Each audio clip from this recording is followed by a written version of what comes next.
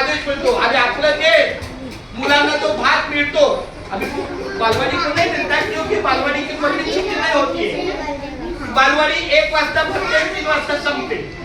तुम्ही दिलेलं खाऊ ते खातात आणि जातात.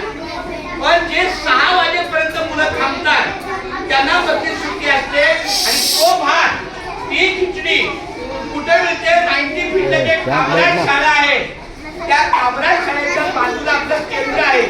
तुम्हाला कुणाला बघायचं असेल आमच्या मुलांना भात कुठे एकने प्लीज मेरे बच्चों हे तुम्हाला समजत नाही. आपले सर काहीतरी सांगतात पॅरेंट्सला.